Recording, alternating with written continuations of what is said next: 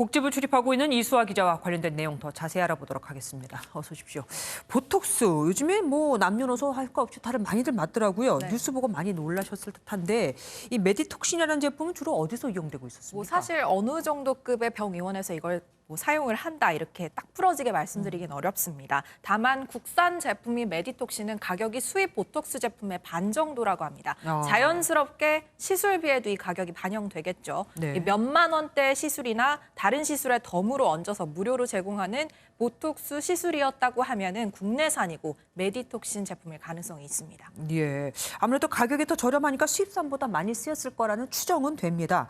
그런데 저 궁금한 게 의사들이 식약처 조치에 반발하고 있습니다. 네. 문제가 있다면 의사들이 오히려 동조해야 되는 거 아닙니까? 네, 뭐 앞선 리포트에서도 보셨겠지만 안전성에는 문제가 없다는 것이 다수 전문가들의 의견입니다. 또 식약처에도 이 부분 관련 문의를 했는데 이 안전성과 주름 개선 효능에는 특별한 문제를 발견하지 못했다는 것이 공식 네. 입장이었습니다. 쉽게 정리해드리자면 이 메디톡신 제품에 쓰인 원액을 처음에 식약처 허가를 받을 때 신고한 제품이 아닌 다른 원액으로 바꿔치기 했고 그 변경 사실을 식약처에 알리지 않고 원액, 제품, 시형 성적서 등 제출 서류를 계속 조작해서 은폐했다는 겁니다. 네. 제품 자체의 문제라기보단 서류 조작이 문제였다고 보시면 쉬울 듯합니다. 아니 그렇다면 물론 다행이긴 한데 원액을 바꾼다 해도 효능이나 안전성에 문제가 없다면은 네. 그냥 원액을 변경했다고 식약처에 신고하면 되는 거 아닙니까? 왜 안에서 이런 일을 생기게 하는 거죠? 네, 일단 메디토스 측은 공시를 통해서 무허가 원액을 사용한 데 대해서는 인정을 했습니다. 네. 뭐 더 자세한 상황을 알아보기 위해서 계속 연락을 시도했지만 닿지 않았는데요.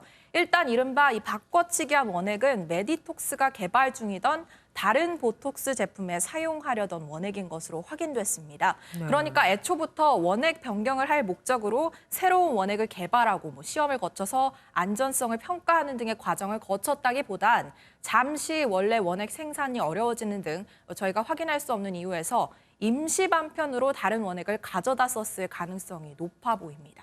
성능이 같다면 시험 성적서를 조작했다는 것도 뭡니까? 네, 식약처도 이게 원래 원액과 성능이 똑같다고 확인해 준 적은 없습니다. 다만 발견된 특별한 부작용이 없다는 부분만 확인해 준 거죠. 네. 어쨌든 2012년부터 3년간 지속적으로 이렇게 했다는 거에 대해서는 여전히 의문이 풀리지는 않습니다. 부작용 사례가 없는 상황에서 허가 취소.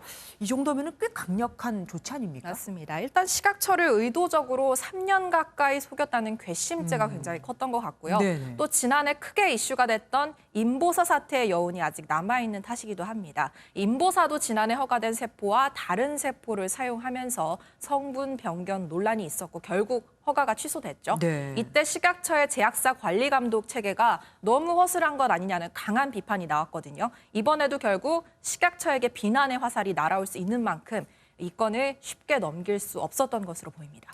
소비자 입장으로 가보죠. 비싼 보톡스를 그럼 맞아야 하는 겁니까?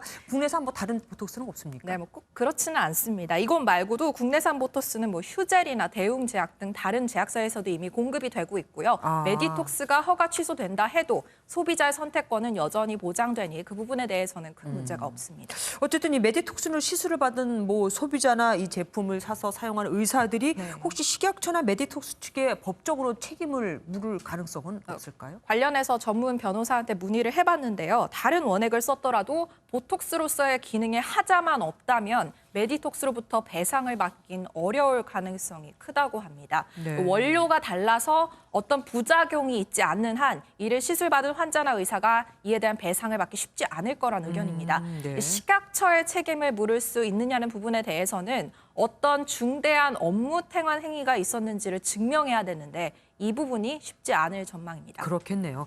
그럼 메디톡스 입장은 뭡니까? 일단 지나치게 과분한 처분이라는 입장이고요. 조만간 식약처를 상대로 행정소송을 내겠다는 방침입니다. 만약 품목 허가 취소 처분이 확정된다 하더라도 메디톡신이 완전히 시장에서 퇴출되는 건 아닌데요.